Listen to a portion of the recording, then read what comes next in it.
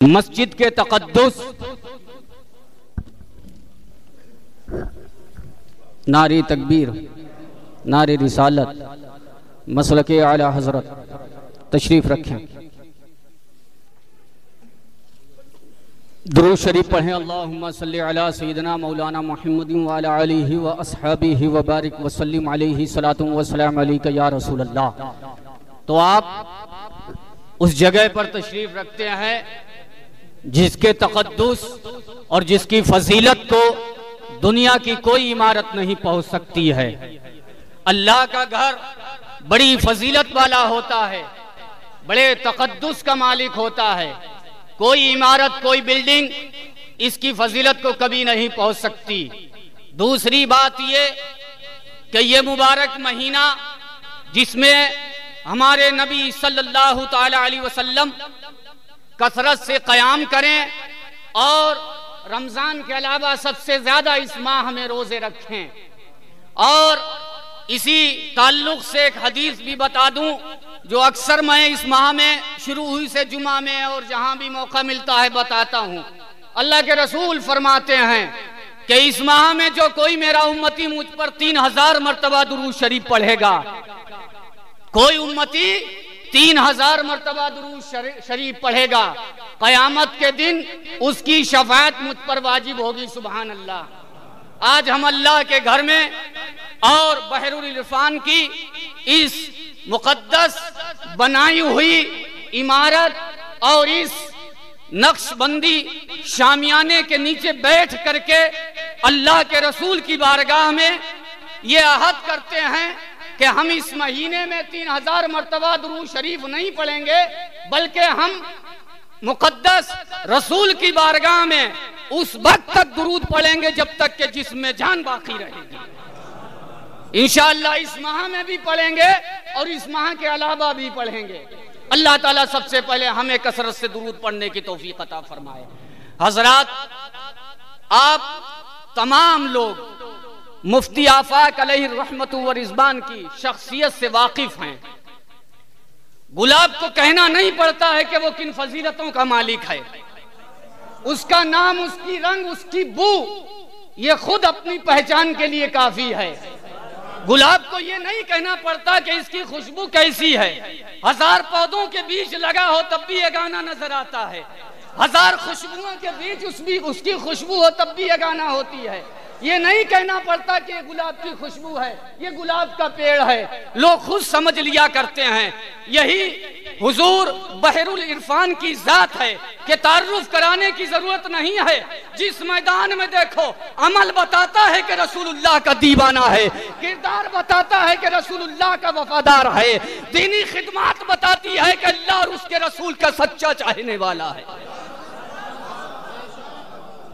आज जो जिक्र जिंदा है, मैंने कुरान शरीफ की एक आयत पढ़ी, इसके आखिरी हिस्से पर गुफ्तगू करता हूं कि अल्लाह ने इनाम रखा सालिहीन पर। तो अब बादे विसाल अगर कोई बहरुल इरफान की मुखालिफत करके ये सोचे कि हम उनकी मुखालिफत कर रहे हैं, तुम उनकी मुखालिफत नहीं कर रहे हो, बल्कि अल्लाह ने जो इनाम रखा नेक बंदों पर उस इनाम की मुखालिफत कर रहे हो। और ये मुखालिफत किसी एक जात की नहीं है, मुखालिफत अल्लाह की रहमत की है। हजरात, जिस पर खुदा इनाम कर दे, जिस पर खुदा अपनी नेमतें आम कर दे, जिस पर खुदा अपना फजल बरसा दे, कौन दुनिया का आदमी है जो उसकी शान को, उसकी अजमत को घटा दे? कौन घटा सकता है? और ये अजमतें, ये बुलंदियां यूं ही नहीं मिल गई। आप आज उनके चर्चे कर रहे हैं, मजलिसें कर रहे हैं, महफिल मुनक्किद कर रहे हैं, कसीदे पढ़ रहे हैं, ना जाने क्या क्या कर रहे हैं, लेकिन उनके किरदार पर नजर डालें। कोई एक कदम देखें जो मुस्तफा के कानून के खिलाफ उठा हो, कोई एक कदम देखें जो मुस्तफा की शरीयत के खिलाफ उठा हो। ये अल्लाह की तरफ से इनाम है कि उस जात ने सारी जिंदगी अपनी अल्लाह और उसके रसूल के दीन के लिए वक्फ कर दी, और जब दुनिया से चला गया तो अल्लाह ने उस पर इनामात की बारिशें शुरू कर दी।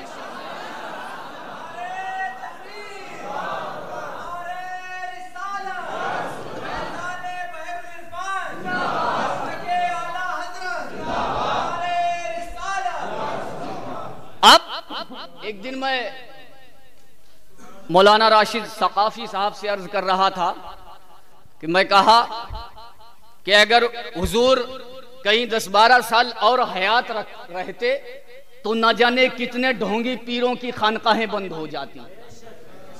फिर मैंने कहते कहते ये भी कह दिया कि वो तो दुनिया से चले गए खैर से और खैर छोड़ करके गए, खैर से गए और खैर छोड़ करके गए। ये नहीं कि खामा खाई की खैर, ऐसा भी नहीं है। हकीकी खैर जो अल्लाह की जानिब से होती है वो खैर छोड़ करके गए। तो मैं कहा कि अगर हयात रहते तो न जाने कितने लोग दुआ करने लगते कि अल्लाह इनको उठा ले। अब तो दुकानें चलना बंद हो गई, क्योंकि वो जात सिर्फ खानकाह में बैठ करके हाथ चुम्बाने और पैर चुम्बाने और पैर दबाने की कायल नहीं थी। वो जात रसूलुल्लाह की सुन्नतों पर अमल करके मैदान अमल में खड़े होकर के रसूलुल्लाह के दीन का काम करने के हामी थे। वो जात इस चीज की कायल नहीं थी कि खानकाह में बैठ जाएं और मुरीदों का तांता लगा और आधे पैर चूमे आधे हाथ चूमे पैर दाबे, ऐसा नहीं। बल्कि वो जात ऐसी थी कि कुर्ता फटा हुआ जिस्म पर फोड़े और रसूलुल्लाह के दीन के लिए चल रहा है। मैंने खुद देखा। ये अभी आखिरी उम्र में एक मर्तबा छिबरामऊ जाना हुआ तो उस दिन मैंने देखा 3 जगह शिरकत फरमाई हजरत ने, और उस वक्त जिस्म का ये हाल था कि जिस्म में कई फोड़े थे। अल्लाहु अकबर। अल्लाह के दीन के काम करने का जज्बा तो देखिए इस जात का कि जिस्म कुछ भी हो जाए, कट जाए, दर्द हो, कुछ भी हो, इससे कोई परवाह नहीं, बल्कि मुसीबतें बर्दाश्त करके जो दीन का काम किया जाए उसमें ही तो मजा है, ताकि कयामत के दिन अल्लाह के हुजूर हो तो रसूलुल्लाह कहें यही दीवाना है जो परेशानी में था मेरे दीन का काम कर रहा था, दिक्कत में था मेरे दीन का काम कर रहा था, परेशानी में था मेरे दीन का काम कर रहा था। जिस्म परेशान था लेकिन ये दीन का काम करने से बाज ना आया, दीन का काम करता रहा। हजरात आप कहाँ हैं? आप किसकी बात कर रहे हैं? उस जात ने जो कर दिया, लोग अपने सिलसिले से ताल्लुक रखने वाले जो नस्लन बाद नस्लिन ताज और तख्त के मालिक थे वो ना कर सके। ये हकीकत है, कड़वी है, तल्ख है, लेकिन नस्लन बाद नस्लिन जो बड़े बड़े रसूख और बड़े बड़े ताल्लुक रखते थे, कहने का मतलब ये है कि यूं कह दें कि जो सल्तनत वाले ना कर सके वो रसूलुल्लाह का फकीर करके चला गया, दो ताज वाले ना कर सके वो रसूलुल्लाह का अदना गुलाम करके चला गया, जो बड़ी बड़ी खानकाहों में बैठ करके हाथ चुम्बाते रहे रसूलुल्लाह का वफादार बाजी मार ले गया। तो इससे यह भी एक बात साबित होती है कि अल्लाह का करम जरूरी नहीं कि मखसूस खानकाहों पर ही बरसे। अल्लाह का करम खानकाहों का मोहताज नहीं है, वो जिस पर करम कर दे उस पर बारिश की तरह बरस पड़े। और इसकी झलक देखने को मिलेगी आपको कन्नौज के अंदर। अल्लाह की इज्जत की कसम, ऐसा रसूलुल्लाह के दीन का काम किया कि जरा से वक्त में वो करके चले गए जिन्हें जो लोग सदियों में ना कर पाए, सदियों में ना कर पाए। अभी अगर कोई ये कहे कि खामा खाई की तारीफ कर रहे थे, प्यारे भाइयों में खामा खां की तारीफ नहीं कर रहा हूं, बल्कि आप हकीकत को बर्दाश्त करें, आप खानकाहों का जायजा लें। यह किसी की बुराई के तौर पर नहीं है। खानकाहों में क्या होता है और क्या हो रहा है ना आपसे पोशीदा ना हमसे पोशीदा है, लेकिन ये जात ऐसी थी जो खानकाहों और मदारिस में रह करके सिर्फ हाथ और पैर नहीं चुम्बाती थी। ये जात अल्लाह के रसूल सल्लल्लाहु अलैहि वसल्लम की सच्ची वफादार थी। और मैदान अमल में ये हाल था कि जब मैदान अमल में आप इस जात को देखेंगे तो खानकाहों के सज्जादागान के पास वो तकवा ना होगा जो इस वफादार मुस्तफा के पास है। आप देखिए तो मुफ्ती साहब अलैहि रहमा की पहचान ही तकवा से थी, परहेजगारी से थी। मैंने पढ़ा कि आप अगर जानना चाहें कि आपका मकाम अल्लाह की बारगाह में क्या है, आप किसी पीर और किसी मुर्शिद से ना पूछें कि मेरा मकाम अल्लाह की बारगाह में क्या है, आप खुद ही देख लें। वो कैसे देखें? आप ये देखें कि अल्लाह के फर्ज की अहमियत आपके दिल में कितनी है। अल्लाह के फर्ज की अहमियत आपके दिल में कितनी है, और जितनी अहमियत आपके दिल में है इसी दर्जा आप अल्लाह की बारगाह में बुलंद करें। अब आइए इस जात को देखिए, किसी भी हाल में हो लेकिन नमाज कज़ा नहीं। क्या बात है, वाह। किसी भी हाल में हो लेकिन रसूलुल्लाह की सुन्नतें छूटने ना पाए, तो आप इससे अंदाजा करिए कि अल्लाह की बारगाह में कितने बुलंद होंगे। अल्लाह किसी का एहसान नहीं लेता, अल्लाह की राह में जो करता है अल्लाह उससे बढ़ करके उसको इनामात दे दिया करता है। आज जो आशिकों का हुजूम है, आशिकों का जो हुजूम लगा हुआ है, ये सब अल्लाह के इनामात की बारिश है जो फजल की सूरत में मुफ्ती साहब अलैहि रहमा की बारगाह में बरस रही है। क्या बात है, सुभान अल्लाह। उनकी जात को शर्शार किए हुए है। मेरे भाई, मैं अपनी बात को खत्म करूं इससे पहले दो बातें मैं अर्ज कर दूं। जो जिससे मोहब्बत करता है वो मोहब्बत तभी काबिल कबूल होती है कि जब उसकी हर अदा पर अमल किया जाए।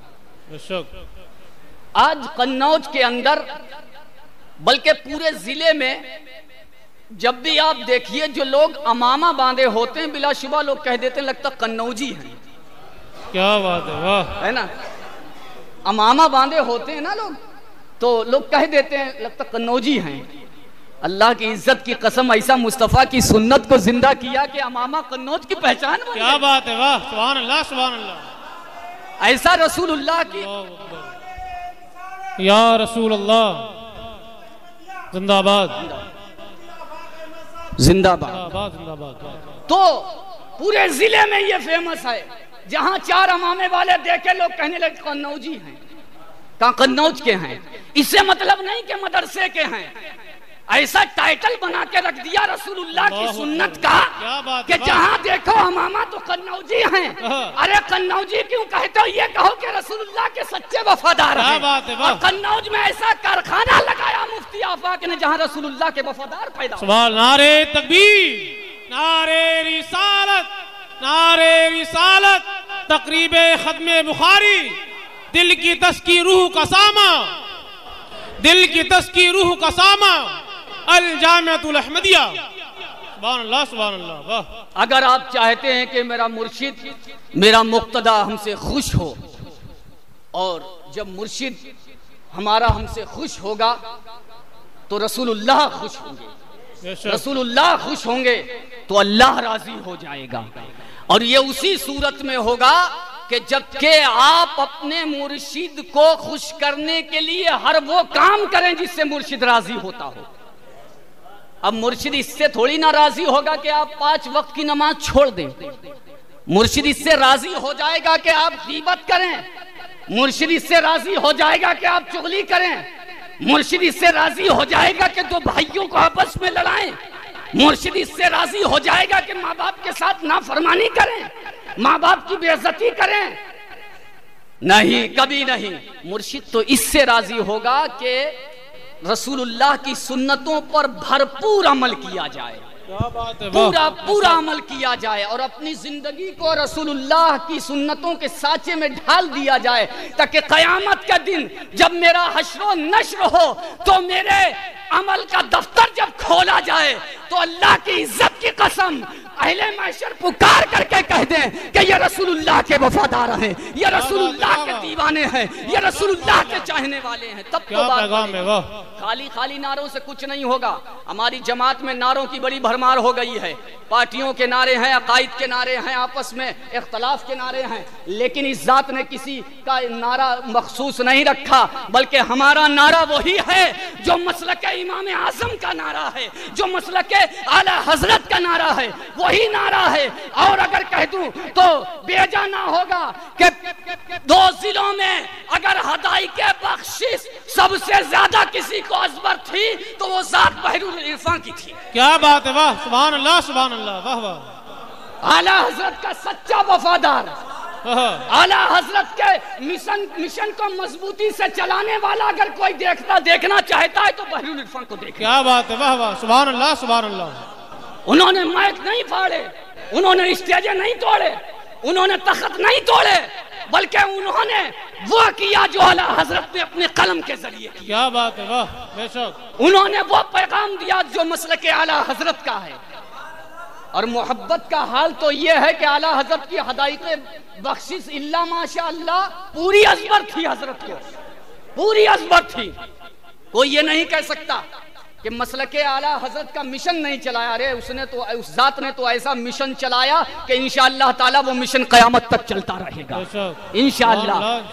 अल्लाह से दुआ है कि हम सब हजरत की सुन्नतों पर सुन्नतों पर चल करके सुरखरू हों और कोशिश करें कि हर हाल में हम हजरत के कौल पर, हजरत के फेल पर, हजरत के मजहब व मिल्लत पर कायम रहेंगे। जैसा कि आला हजरत ने आखिरी वसीयत में 2 घंटा 10 मिनट पहले इंतकाल से एक वसीयत फरमाई थी इमाम मौलाना हामिद रजा खान साहब अलैहि रहमा के लिए और हुजूर मुफ्ती आजम के लिए कि मेरे बाद मेरे मसलक अल्लाह के दीन पर कायम रहना और मेरा मजहब मसलक मेरी किताबों से साबित है, लिहाजा आप उसी मजहब मसलक पर कायम है जो मजहब मसलक आला हजरत का था, जो मजहब इमाम आजम का है, वही मजहब बहरुल इरफान का है।